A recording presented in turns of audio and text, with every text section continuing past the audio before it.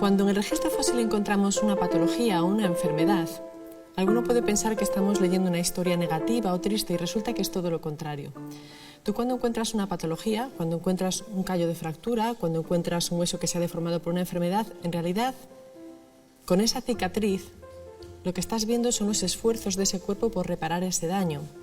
Es decir, esa cicatriz solo la tiene el que ha sobrevivido a ese daño. Entonces, descubrir aspectos que en principio parece que denotan debilidad o debilidad individual, en realidad te está hablando de fortaleza a dos niveles.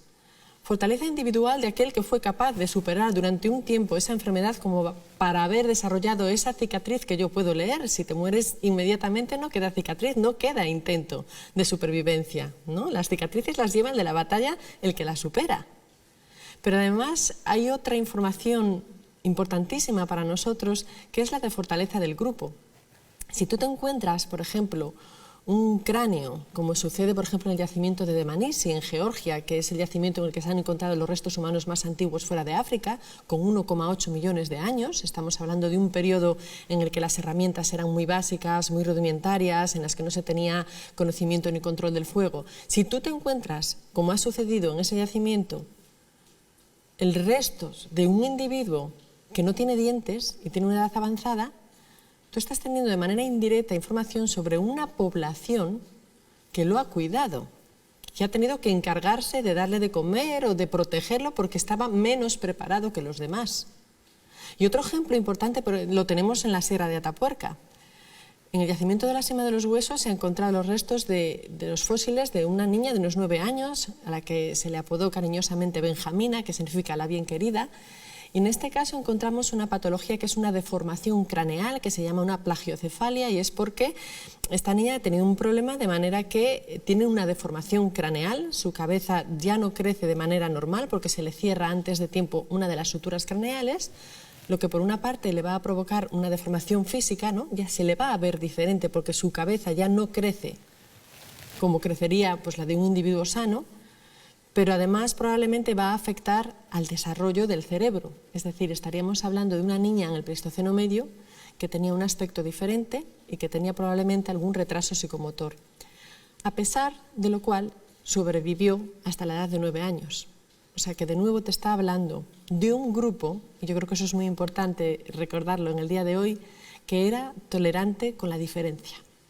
¿Vale? Entonces yo creo que son ejemplos que ponen cómo ha sido tan importante a lo largo de la evolución del ser humano esos comportamientos altruistas, solidarios, cooperativos, de manera que la fortaleza de nuestra especie de día de hoy no está en el individuo o en la fortaleza física, está precisamente en pertenecer a un grupo, o sea, ser parte de una comunidad. En cuanto al pasado, ha sido una sorpresa descubrir que nosotros, a día de hoy, en nuestro ADN, tenemos hasta un 4% quizás de ADN de especies que se han extinguido, de neandertales e incluso de denisovanos. Es decir, descubrimos que en realidad, a pesar de que somos la única especie humana que hay sobre el planeta, somos en realidad biológicamente un crisol de humanidades extinguidas. Y yo creo que esto es muy importante porque nos está poniendo a nosotros, al Homo sapiens, en un periodo en el que llegó a hibridar, a tener descendencia con otra especie diferente. Y alguien cuidó de esa descendencia. Es muy difícil entender o conocer todavía, no tenemos datos para conocer la calidad o en qué consistía esa interacción, pero fue lo suficientemente importante como para que quedase registro en nuestro ADN y alguien cuidó a esos hijos en común, de manera que nosotros tenemos testimonio de ello en nuestro propio ADN. Los humanos nos estamos poniendo una serie de barreras que son puramente culturales, que a veces son muchísimo más difíciles de franquear que las biológicas. O sea, hubo un momento en el que fuimos capaces de procrear con una especie diferente y sin embargo ahora estamos teniendo problemas para simplemente relacionarnos de una manera pacífica con individuos de nuestra propia especie. Yo creo que eso es importante para relativizar todas esas diferencias que muchas veces creemos que son insalvables en la convivencia, ¿no? Tenemos que pararnos y pensar lo importante que es precisamente la diversidad.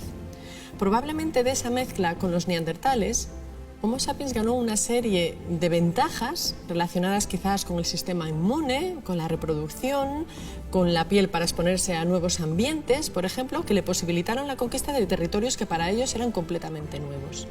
Quiero decir, a la luz de la paleontología y del estudio del ADN, conceptos como el racismo se mueren, se quedan obsoletos. No hay ningún sustento biológico para hablar de razas y de diferencias, ningún argumento.